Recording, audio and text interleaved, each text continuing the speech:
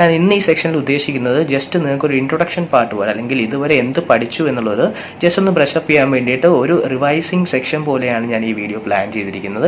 അപ്പോൾ ഒരു PPT through ആയിരിക്കും നമ്മൾ ഈ റിവിഷൻ ചെയ്യുന്നത്. അപ്പോൾ എന്താണ് ഫിനാൻഷ്യൽ മാനേജ്മെന്റ്, എന്താണ് അതിൻ്റെ ബേസിക് ഒബ്ജക്റ്റീവ്സ്, മെയിൻ ആയിട്ടുള്ള ഇമ്പോർട്ടൻറ്റ് ഫിനാൻഷ്യൽ ഡിസിഷൻസ് എന്തൊക്കെയാണ്, ഇതായിരിക്കും നമ്മൾ ഈ ഒരു വീഡിയോ സെക്ഷനിൽ ഡിസ്കസ് ചെയ്യാൻ പോകുന്നത്.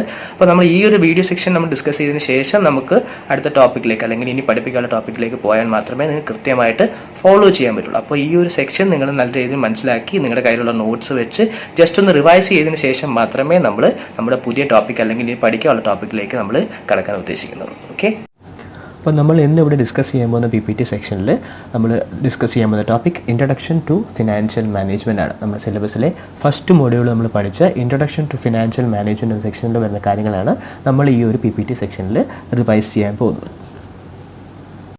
അപ്പോൾ ഈ ഒരു സെക്ഷനിൽ നമ്മൾ ഫസ്റ്റ് ഡിസ്കസ് ചെയ്യാൻ പോകുന്നത് എന്താണ് ഫിനാൻഷ്യൽ മാനേജ്മെൻറ്റ് എന്ന് പറയുന്നതിന് മുമ്പായിട്ട് ഫസ്റ്റ് നമുക്ക് വാട്ട് ഈസ് ഫിനാൻസ് എന്ന് നോക്കാം. വാട്ട് ഈസ് ഫിനാൻസ് എന്ന് ചോദിക്കുമ്പോൾ തന്നെ ഫസ്റ്റ് നമ്മുടെ മനസ്സിലേക്ക് വരുന്ന ഡെഫിനിഷൻ എന്താണ്?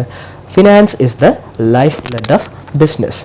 ഒരു ഹ്യൂമൻ ബോഡിക്ക് ബ്ലഡ് എന്ന പോലെ തന്നെ ബിസിനസ്സിന് ഏറ്റവും ആവശ്യമായ ഘടകമാണ് ഫിനാൻസ് എന്നത്. അപ്പോൾ എന്താണ് ഫിനാൻസ് അല്ലെങ്കിൽ വാട്ട് ഈസ് ഫിനാൻസ് എന്ന് ചോദിച്ചു കഴിഞ്ഞാൽ നമുക്ക് എന്ത് പറയാൻ പറ്റും?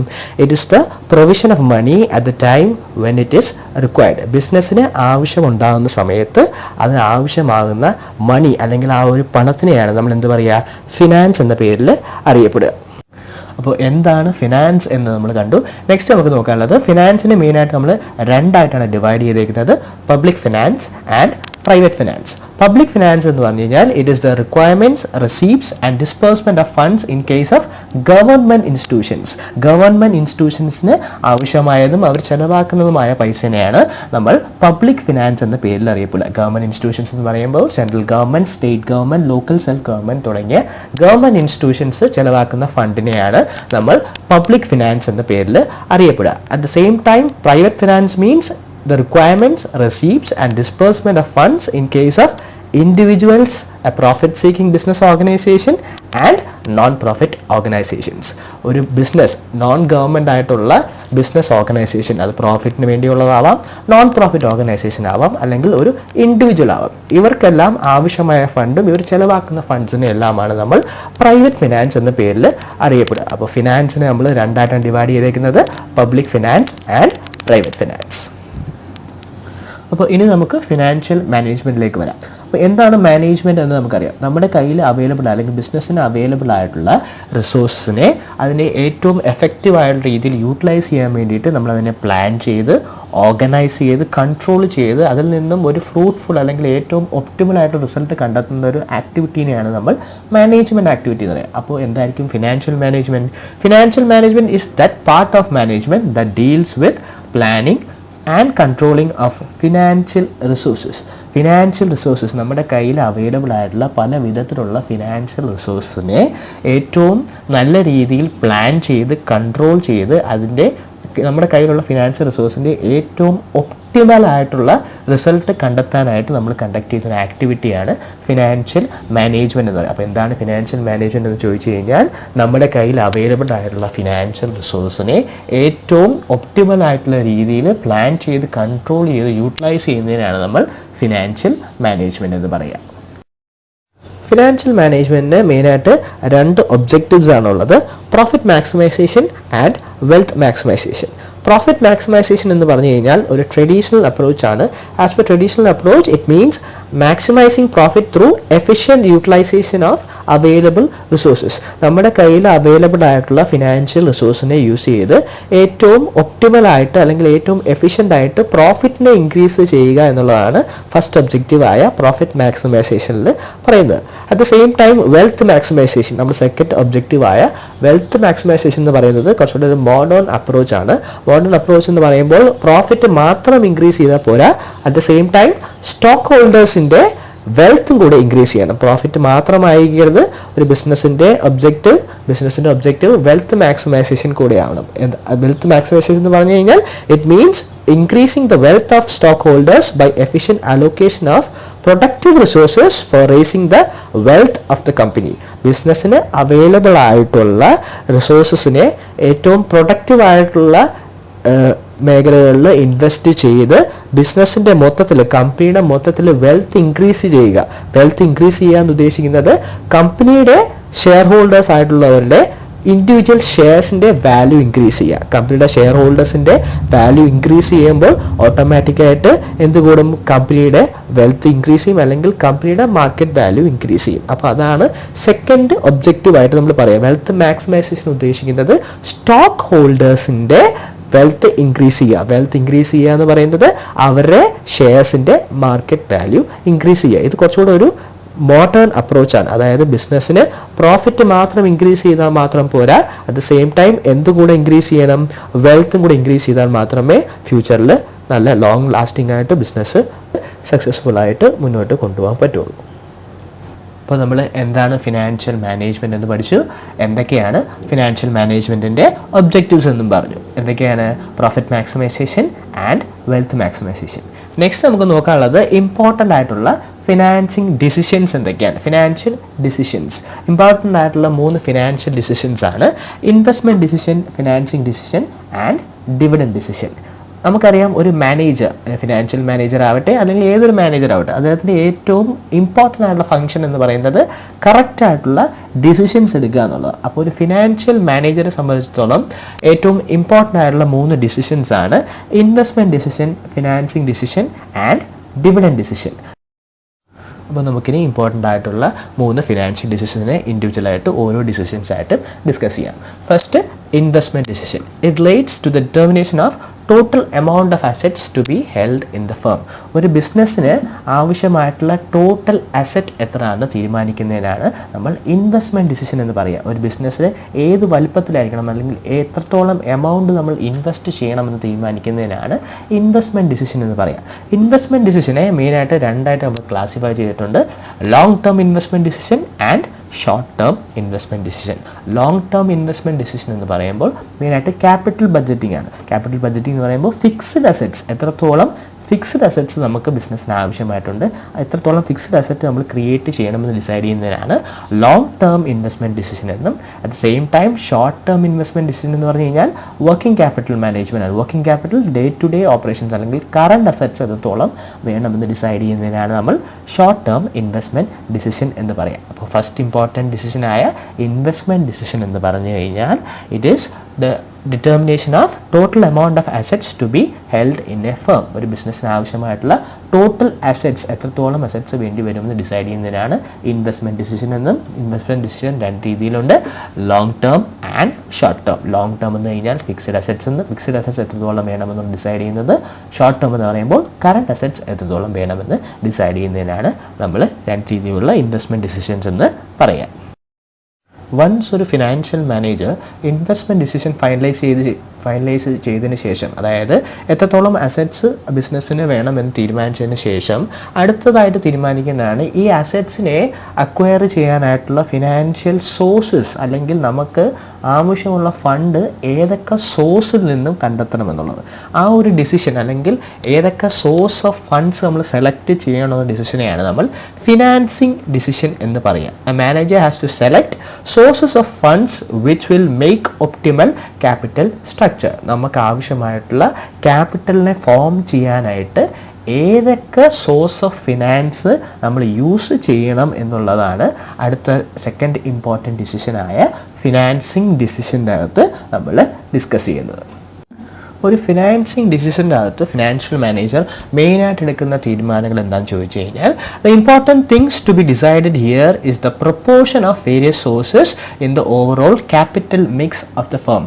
നമുക്ക് ഓവറോൾ വേണ്ട ക്യാപിറ്റലിനെ ഏതൊക്കെ different size of financial sources use ചെയ്യുന്നു, ഏതൊക്കെ സോഴ്സ് എത്ര പ്രൊപ്പോർഷൻ യൂസ് ചെയ്യണം എന്നുള്ളതാണ് നമ്മൾ ഫിനാൻസിങ് ഡിസിഷൻ്റെ അകത്ത് തീരുമാനിക്കുക. അതായത് നമുക്ക് പല വിധത്തിലുള്ള ഫിനാൻഷ്യൽ സോഴ്സ് ഉണ്ടാകും. ഡെപ്റ്റ് ഇൻസ്ട്രുമെൻറ്റ്സ് ഉണ്ടാവാം, ഇക്വിറ്റി ഇൻസ്ട്രുമെൻറ്റ്സ് ഉണ്ടാവാം, പ്രിഫറൻസ് ഷെയർസ്, അങ്ങനെ പല രീതിയിൽ പല ഡിഫറൻ്റ് ആയിട്ടുള്ള ഫിനാൻഷ്യൽ റിസോഴ്സസിനെ ഇതെല്ലാം കൃത്യമായിട്ട് മിക്സ് ചെയ്താൽ മാത്രമേ ഒരു ഒപ്റ്റിമൽ ക്യാപിറ്റൽ സ്ട്രക്ചർ എന്നത് നമുക്ക് ഫോം ചെയ്യാൻ പറ്റുള്ളൂ. അപ്പോൾ ഫിനാൻസിങ് ഡിസിഷൻ്റെ അത് നമ്മൾ തീരുമാനിക്കുന്നത് ഇതാണ്, എത്രത്തോളം പല type of different financial sources use ചെയ്യണം, ഓരോ ഫിനാൻഷ്യൽ സോഴ്സിനെയും ഏത് പ്രൊപ്പോർഷനിൽ യൂസ് ചെയ്യണം. അങ്ങനെ കൃത്യമായിട്ട് ഒരു ഒപ്റ്റിമൽ ക്യാപിറ്റൽ സ്ട്രക്ചർ ഫോം ചെയ്യാനായിട്ട് ഏതൊക്കെ പ്രൊപ്പോർഷനിൽ ഏതൊക്കെ ഫിനാൻഷ്യൽ സോഴ്സസിനെ യൂസ് ചെയ്യണം എന്നുള്ളതാണ് ഫിനാൻസിങ് ഡിസിഷൻ്റെ അകത്ത് ഒരു ഫിനാൻഷ്യൽ മാനേജർ എടുക്കുന്ന തീരുമാനം.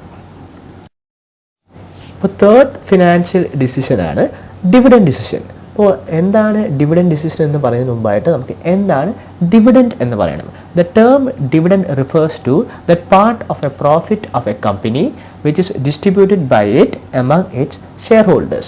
ഒരു ബിസിനസ്സിന് ഉണ്ടാവുന്ന പ്രോഫിറ്റ്, നമ്മൾ ആദ്യത്തെ 2 ഡിസിഷൻസ് കൃത്യമായി എടുത്തു, ബിസിനസ് ഫങ്ഷൻ ചെയ്ത് തുടങ്ങി, അതിനുശേഷം ബിസിനസ്സിന് പ്രോഫിറ്റ് ഉണ്ടായി തുടങ്ങി. പിന്നീട് ബിസിനസ്സിന് പ്രോഫിറ്റ് ഉണ്ടായി തുടങ്ങുമ്പോൾ ഈ പ്രോഫിറ്റിൻ്റെ ഒരു വിഹിതം ആർക്ക് ഡിസ്ട്രിബ്യൂട്ട് ചെയ്ത് കൊടുക്കും? ഷെയർ ഹോൾഡേഴ്സ്, കമ്പനിയുടെ ഷെയർസ് ഹോൾഡ് ചെയ്യുന്ന ഷെയർ ഹോൾഡേഴ്സിന് നമ്മൾ ഡിസ്ട്രിബ്യൂട്ട് ചെയ്ത് കൊടുക്കും. അങ്ങനെ ഇത്തരത്തിൽ പ്രോഫിറ്റിൻ്റെ നമ്മൾ ഷെയർ ഹോൾഡേഴ്സിന് ഡിസ്ട്രിബ്യൂട്ട് ചെയ്യുന്ന ആ വിഹിതത്തിനെയാണ് നമ്മൾ ഡിവിഡൻഡ് എന്ന് പറയുക. അപ്പോൾ എന്തായിരിക്കും ഡിവിഡൻഡ് ഡിസിഷൻ? എത്രത്തോളം പ്രോഫിറ്റിനെ ഡിവിഡൻഡായിട്ട് കൊടുക്കണം, എത്രത്തോളം പ്രോഫിറ്റിനെ റീറ്റെയിൻ ചെയ്യണം, ഈ ഒരു തീരുമാനം എടുക്കുന്നതിനാണ് നമ്മൾ ഡിവിഡൻഡ് ഡിസിഷൻ എന്ന് പറയുക. പ്രോഫിറ്റ് ഡിവൈഡ് ചെയ്ത് കൊടുക്കുക എന്ന് പറഞ്ഞു കഴിഞ്ഞാൽ ഷെയർ ഹോൾഡേഴ്സിന് അവരുടെ പ്രോഫിറ്റിൻ്റെ വിഹിതം കൊടുക്കുക. റീറ്റെയിൻ ചെയ്യുക എന്ന് പറഞ്ഞു കഴിഞ്ഞാൽ മൊത്തത്തിൽ നമുക്ക് കിട്ടുന്ന എല്ലാ പ്രോഫിറ്റും ഷെയർ ഹോൾഡേഴ്സിന് ഡിസ്ട്രിബ്യൂട്ട് ചെയ്ത് കൊടുക്കാതെ കുറച്ച് പ്രോഫിറ്റ് നമ്മൾ റീറ്റെയിൻ ചെയ്ത് വെക്കും. എന്തിനു വേണ്ടിയിട്ടാണ്? ഫ്യൂച്ചർ റീഇൻവെസ്റ്റ്മെൻറ്റ് അല്ലെങ്കിൽ ഗ്രോത്ത് ആക്ടിവിറ്റീസിന് വേണ്ടി, ഫർദർ എക്സ്പാൻഷൻ തുടങ്ങിയ ഗ്രോത്ത് ആക്ടിവിറ്റീസിന് വേണ്ടിയിട്ട് റീഇൻവെസ്റ്റ് ചെയ്യാനായിട്ട് നമ്മുടെ പ്രോഫിറ്റിൻ്റെ ഒരു മാർജിൻ നമ്മൾ സേവ് ചെയ്ത് വെക്കും. അതിനെയാണ് റീറ്റെയിനിങ് ഓഫ് പ്രോഫിറ്റ് എന്ന് പറയാം. അപ്പോൾ ഒരു ബിസിനസ്സിൻ്റെ പ്രോഫിറ്റ് ഒരിക്കലും ഫുള്ളായിട്ട് നമ്മൾ ഡിസ്ട്രിബ്യൂട്ട് ചെയ്യാറില്ല അല്ലെങ്കിൽ ഡിവിഡൻഡ് കൊടുക്കാറില്ല. നമ്മൾ ഒരു പോർഷൻ ഡിവിഡൻഡായിട്ട് കൊടുക്കും, മറ്റൊരു പോർഷൻ നമ്മൾ റീറ്റെയിൻ ചെയ്യാറാണ് പതിവ്. അപ്പോൾ ഈ ഒരു ഡിസിഷൻ എടുക്കുന്നതിനാണ് നമ്മൾ ഡിവിഡൻഡ് ഡിസിഷൻ ഒരു ബിസിനസ്സിലേക്ക് വെച്ച് നോക്കുമ്പോൾ ഏറ്റവും ഇമ്പോർട്ടൻ്റ് ആയിട്ട് ഡിസിഷൻ എന്ന് വേണമെങ്കിൽ നമുക്ക് പറയാം. കാരണം ഒരു പ്രോഫിറ്റ് ഉണ്ടാകുമ്പോൾ അതിനെ ഏത് രീതിയിൽ യൂട്ടിലൈസ് ചെയ്യണം. നമുക്ക് വേണമെങ്കിൽ ഫുള്ളായിട്ട് ഷെയർ ഹോൾഡേഴ്സിന് കൊടുത്ത് സാറ്റിസ്ഫൈ ചെയ്യാം, പക്ഷേ ഫർദർ ഡെവലപ്മെൻറ്റ് ഇല്ലാതെ ബിസിനസ് ആ ഒരു സ്റ്റേജിൽ തന്നെ നിലനിൽക്കും. അതിൽ നിന്ന് വ്യത്യാസമായിട്ട് ബിസിനസ് ഡെവലപ്ഡ് ആവണം, കൂടുതൽ ഗ്രോത്ത് ഉണ്ടാവണമെന്നുണ്ടെങ്കിൽ എന്ത് ചെയ്യണം? നമ്മൾ കുറേശ്ശെ റീറ്റെയിൻ ചെയ്ത് ഫർദർ ഇൻവെസ്റ്റ്മെൻറ്റിലേക്ക് നമ്മൾ കിടക്കണം. അപ്പോൾ ഒരു ബിസിനസ്സിൻ്റെ ഡിവിഡൻഡ് ഡിസിഷൻ എന്ന് പറഞ്ഞു കഴിഞ്ഞാൽ ആ ബിസിനസ്സിന് കിട്ടുന്ന പ്രോഫിറ്റിൻ്റെ എത്ര പോർഷൻ ഡിവിഡൻഡായിട്ട് കൊടുക്കണം, എത്ര പോർഷൻ റീറ്റെയിൻ ചെയ്യണം, ഈ ഒരു തീരുമാനം എടുക്കുന്നതിനാണ് ഡിവിഡൻഡ് ഡിസിഷൻ എന്ന് പറയാം. അപ്പോൾ ഒരു ഫിനാൻഷ്യൽ മാനേജർ എടുക്കുന്ന ഇമ്പോർട്ടൻ്റ് ആയിട്ടുള്ള 3 ഡിസിഷൻസ് ഏതൊക്കെയാണ് നമ്മൾ പഠിച്ചത്? Investment decision, financing decision and dividend decision. Last ഈ ഒരു PPT സെക്ഷനിൽ നമുക്ക് ഡിസ്കസ് ചെയ്യാനുള്ളത് ടൈം വാല്യൂ ഓഫ് മണി എന്നൊരു കോൺസെപ്റ്റാണ്. The concept of time value of money is that the value of money received today is more than the value of money received after a current period. നമുക്ക് ഒരു മണി, ഇന്ന് കിട്ടേണ്ട പൈസ ഇന്ന് തന്നെ കിട്ടിയാലേ അതിൻ്റെ മൂല്യം ഉണ്ടാവുള്ളൂ. ഇന്ന് കിട്ടേണ്ട, അതായത് നമുക്ക് ഇന്ന് കിട്ടേണ്ട ഒരു 10,000 രൂപ ഒരു വർഷത്തിന് ശേഷമാണ് ആ 10,000 രൂപ നമുക്ക് കിട്ടുന്നതെങ്കിൽ രണ്ടിൻ്റെയും മൂല്യം വ്യത്യാസമാണ് അല്ലേ? വർഷങ്ങൾ അല്ലെങ്കിൽ ദിവസം, ടൈം കഴിയുന്തോറും മണിയുടെ മൂല്യത്തിൽ ഡിഫറൻസ് ഉണ്ടാകും. നമ്മൾ ഇതിനു മുമ്പ് ഡിസ്കസ് ചെയ്ത ഇമ്പോർട്ടൻ്റ് ആയിട്ടുള്ള 3 decisions, investment decision, financing decision and dividend decision, ഈ കാര്യങ്ങളെല്ലാം എടുക്കുമ്പോൾ തന്നെ നമ്മളെല്ലാം ഒരു ഫ്യൂച്ചറിനെ ഫോർകാസ്റ്റ് ചെയ്തുകൊണ്ടാണ് ഇതെല്ലാം ചെയ്യുന്നത്. പ്രസൻറ്റ് കണ്ടീഷൻസിനെ മാത്രം ഉദ്ദേശിച്ചുകൊണ്ടല്ല, ഫ്യൂച്ചറിനെ ഫോർകാസ്റ്റ് ചെയ്തുകൊണ്ടാണ് നമ്മൾ ഈ 3 ഡിസിഷൻസും എടുക്കുന്നത്. അതുകൊണ്ട് തന്നെ ആ സമയത്ത് ഈ ഡിസിഷൻ എടുക്കുമ്പോൾ പൈസയുടെ കാൽക്കുലേഷൻ വരുമ്പോൾ അല്ലെങ്കിൽ ഒരു ഇൻവെസ്റ്റ്മെൻറ്റിനെ നമ്മൾ ഫിനാൻഷ്യൽ ടേംസിൽ ഇവാലുവേറ്റ് ചെയ്യുമ്പോൾ എന്തും കൂടെ കൺസിഡർ ചെയ്യണം? ടൈം വാല്യൂ ഓഫ് മണി കൂടെ കൺസിഡർ ചെയ്യണം. എന്നാൽ മാത്രമേ ആക്യുറേറ്റ് ആയിട്ടുള്ള ഒരു ഡിസിഷൻ നമുക്ക് എടുക്കാൻ പറ്റുള്ളൂ. കാരണം ഇന്ന് കിട്ടുന്ന പൈസയുടെ മൂല്യമായിരിക്കില്ല അത് കുറച്ച് നാളിന് ശേഷമുള്ള ആ എമൗണ്ടിൻ്റെ വാല്യൂ. നമുക്ക് ഇന്ന് 10 രൂപയ്ക്കുള്ള മൂല്യമായിരിക്കില്ല കുറച്ച് നാളിന് ശേഷം 10 രൂപയ്ക്ക് ഉണ്ടാവുന്നത്. അപ്പോൾ time value, money value time മാറുന്നതനുസരിച്ച് ചേഞ്ച് ചെയ്യും. സോ നമ്മൾ ഏതൊരു ഇമ്പോർട്ടൻറ്റ് ഫിനാൻഷ്യൽ ഡിസിഷൻ എടുക്കുന്നതിന് മുമ്പേ എന്തും കൂടെ കൺസിഡർ ചെയ്യണം? ടൈം വാല്യൂ കൂടെ കൺസിഡർ ചെയ്താൽ മാത്രമേ ആ ഡിസിഷൻ ആക്യുറേറ്റ് ആയിട്ട് എടുക്കാൻ പറ്റൂ. ഒരു PPT സെക്ഷൻ എല്ലാവർക്കും മനസ്സിലായെന്ന് വിശ്വസിക്കുന്നു. ഈ ഒരു സെക്ഷൻ എടുക്കാനുള്ള കാരണം നമ്മൾ ലാസ്റ്റ് ക്ലാസ്സിൽ നമ്മൾ ക്ലാസ് റൂംസിൽ ലാസ്റ്റ് ക്ലാസ്സിൽ എടുത്ത് നിർത്തിയിരുന്നത് ഒരു ഇൻവെസ്റ്റ്മെന്റ് പ്രപ്പോസലിനെ സെലക്ട് ചെയ്യാൻ അല്ലെങ്കിൽ ഇവാലുവേറ്റ് ചെയ്യാനുള്ള പലവിധ ടെക്നിക്സ് ഏതൊക്കെയാണ് നമ്മൾ പഠിച്ചുകൊണ്ടിരുന്നത്. അപ്പോൾ നമ്മളിപ്പോൾ ഈ ലാസ്റ്റ് സെക്ഷനിൽ ഡിസ്കസ് ചെയ്ത പോലെ നമുക്ക് ഇമ്പോർട്ടൻ്റ് ആയിട്ട് 3 ഡിസിഷൻസ് ആണുള്ളത്: investment decision, financing decision and dividend decision. Financing decision നേരത്തെ നമ്മൾ സെക്കൻഡ് മൊഡ്യൂളിൽ തന്നെ ഡിസ്കസ് ചെയ്തതായിരുന്നു. നമ്മളിപ്പോൾ ഡിസ്കസ് ചെയ്തുകൊണ്ടിരുന്നത് ഇൻവെസ്റ്റ്മെന്റ് ഡിസിഷൻ. ഒരു ഇൻവെസ്റ്റ്മെന്റിന്റെ പല വിധത്തിലുള്ള ഇൻവെസ്റ്റ്മെന്റ് പ്രപ്പോസൽസ് വരുമ്പോൾ അതിനെ എങ്ങനെ സെലക്ട് ചെയ്യാം അല്ലെങ്കിൽ എങ്ങനെ സെലക്ട് ചെയ്യാം എന്നുള്ള പല മെത്തേഡ്സ്. നമ്മൾ 2 മെത്തേഡ് നമ്മൾ പഠിച്ചായിരുന്നു: പേ ബാക്ക് പീരീഡും average rate of return. Time value consider ചെയ്യാത്ത 2 മെത്തേഡ്സ് നമ്മൾ പഠിച്ചായിരുന്നു. ഇനി നെക്സ്റ്റ് നമ്മൾ പഠിക്കാനുള്ളത് ടൈം വാല്യൂ കൺസിഡർ ചെയ്തുകൊണ്ട് ഇവാലുവേറ്റ് ചെയ്യാനുള്ള മെത്തേഡ്സ് ആണ് നമുക്ക് നെക്സ്റ്റ് പഠിക്കാനുള്ളത്.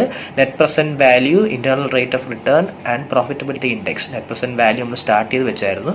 അപ്പോൾ ആ ഒരു സെക്ഷനിലേക്ക് കടക്കുന്നതിന് മുമ്പായിട്ട് ജസ്റ്റ് എന്തൊക്കെയാണ് ഡിസിഷൻസ്, എന്തായിരുന്നു ഫിനാൻഷ്യൽ മാനേജ്മെന്റ്, ബേസിക് കുറച്ച് ടേംസ് ഒക്കെ മനസ്സിലാക്കാൻ വേണ്ടിയിട്ടാണ് ഈ ഒരു PPT സെക്ഷൻ അറേഞ്ച് ചെയ്തത്.